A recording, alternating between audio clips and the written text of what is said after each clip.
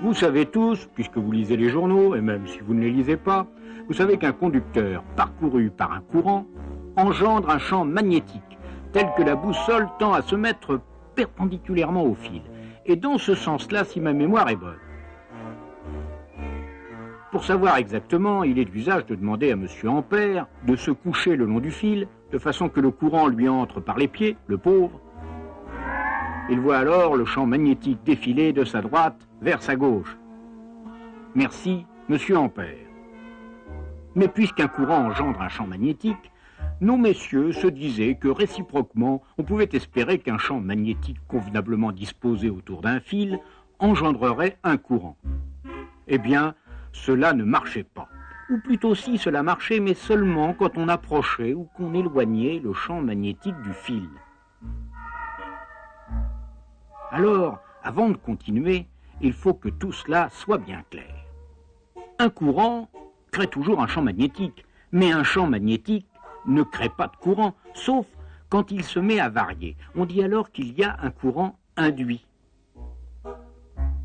Pour tout vous avouer, le champ magnétique créé par un seul courant n'a pas des valeurs extravagantes, mais on fait passer le même courant plusieurs fois de suite dans le même sens et on a une bobine. Cette bobine, parcourue par un courant, va créer un champ magnétique. Une variation de champ magnétique aux alentours de cette bobine va créer un courant induit.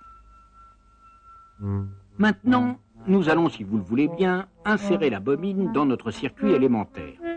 Dès qu'on ferme le circuit, le courant traverse la bobine. Un champ magnétique apparaît. Il passe de rien du tout à je ne sais combien, donc variation. Or, qui dit variation de champ, dit courant induit. Alors vous allez dire, cette variation de champ devrait donc, en toute logique, induire un autre courant dans cette même bobine. Eh bien, oui. Au moment de la fermeture, apparaît un courant induit de sens inverse du premier, courant qui va disparaître dès que le champ aura fini de varier, ce qui veut dire en pratique qu'à la fermeture, le courant principal mettra un certain temps pour atteindre sa valeur maximale. La bobine, en fin de compte, serait un genre de bestiole qui n'aime pas beaucoup de changements. Un certain M. Lenz avait coutume de dire que la bobine induit un courant qui s'oppose aux variations de celui qui l'a engendré. Ainsi, dès que le courant qui la traverse augmente, elle essaie de contrer cette augmentation. Quand le courant est stabilisé, elle s'en fiche. Mais si tout à coup il se met à diminuer, elle s'oppose à cette diminution en induisant un courant de même sens, comme pour remplacer le courant principal défaillant. Le courant induit par une bobine dépend de ce qu'on appelle son inductance. Notez L, laquelle inductance s'exprime en Henry, du nom de M. Henry qui était américain.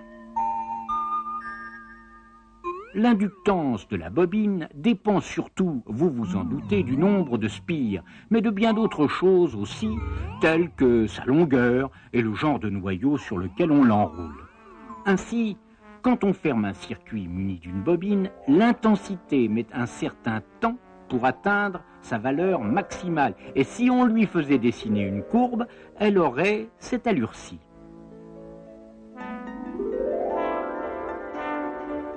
Or, puisque la bobine est capable d'induire, de fabriquer un contre-courant, c'est donc qu'elle se comporte pendant ce temps-là comme un générateur. Et effectivement, on mesurerait à ces bornes une tension U